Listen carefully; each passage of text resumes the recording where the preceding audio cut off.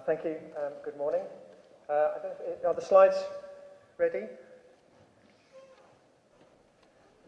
It doesn't matter if they're not. My first slide doesn't say who I am. Kylie's kindly said that. My name's Stephen Howlett. As Kylie said, I work at Roehampton University, and I used to be in the Institute for Volunteering Research in Volunteering England. And I was at the 2001 IAVE conference and asked to do a workshop on measurement at that conference too, because the organisation I worked for did the global evaluation of IAVE, and UNV put out a 3-line whip that all the boards and all the committees of all the countries should come to our workshop, and they put us in this huge room, and it was horrible because nobody could talk to each other. And I suppose coming here today, I thought, as I always do, I was going to be in quite a small room. I always think of workshops and forums as being quite intimate, and I get here again, there's a huge room with lots and lots of people, and I suppose it's that sort of reality gap of what you think things are and what things really are, which will lead me, when my slides are ready, into measuring volunteering. It's the same thing. It's that sort of difference between wanting to measure volunteering and actually what happens and what you get. And what I'm not going to do today is I'm not going to go through lots of different places with lots of different rates. You can find those quite easily. My point will be, depending on where you look and which list you find, the rates will be different. And if you try and compare them, it all gets very, very, very difficult.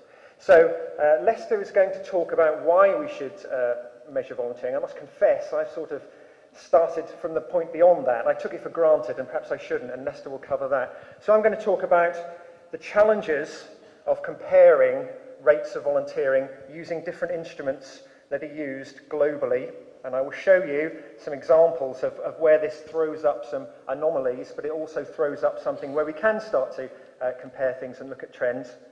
And I'm hoping that will lead us on to Lester, who will come and tell you all how to do it properly with the instruments that he's been developing that actually would give us a proper comparable rate of volunteering.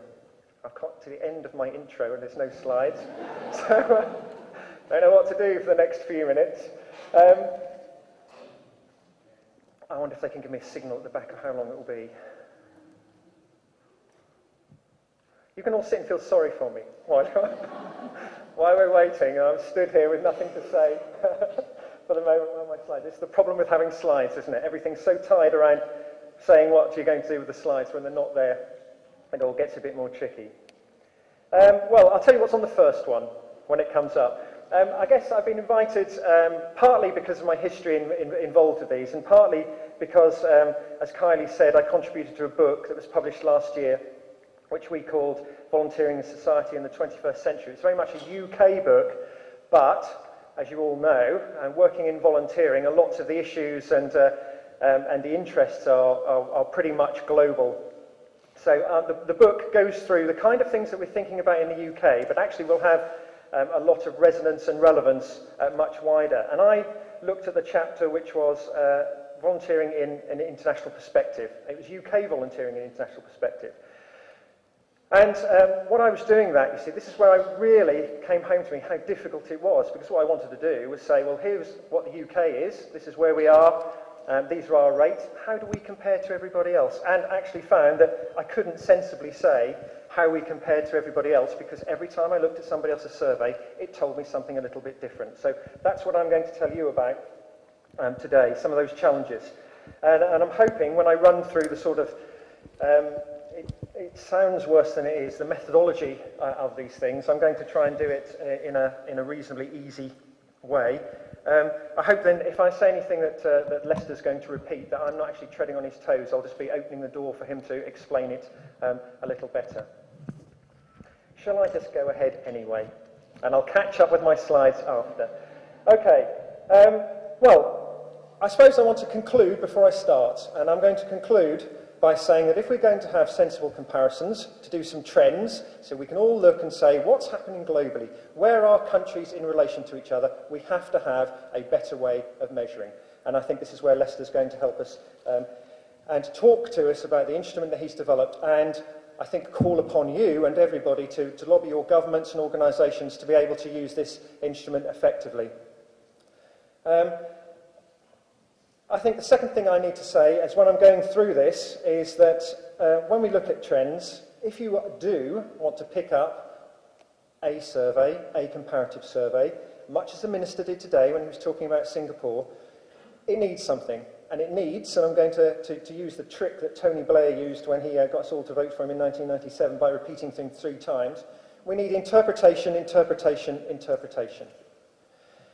I'm arguing, I think, that we won't be able to pick up a survey, any survey, look at it and say, that's what volunteering is, either in this country or this country compared to somewhere else, or even if it's a comparative survey. We need a little bit of thinking about what it means.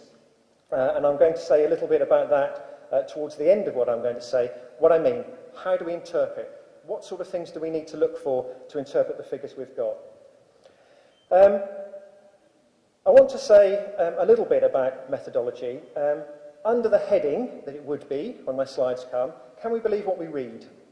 When you pick up the survey, can you believe that survey is telling you what you think it is telling you about volunteering rates in wherever you're looking at?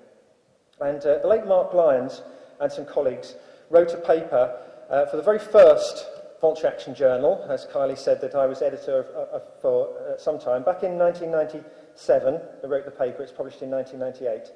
And it was, for me, a seminal paper looking at the difficulties of comparing volunteering surveys.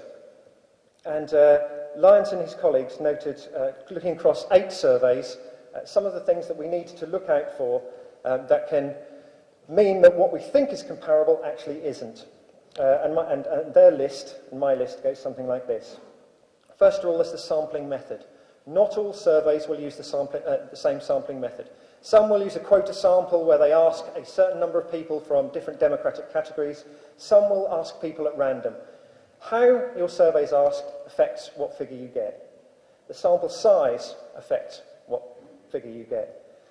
The handling of what we call non-respondents. If people don't answer, do we assume they're as likely to volunteer as not likely to volunteer? These are technical issues that come into surveys that can change what you get. Some of them are simpler to understand.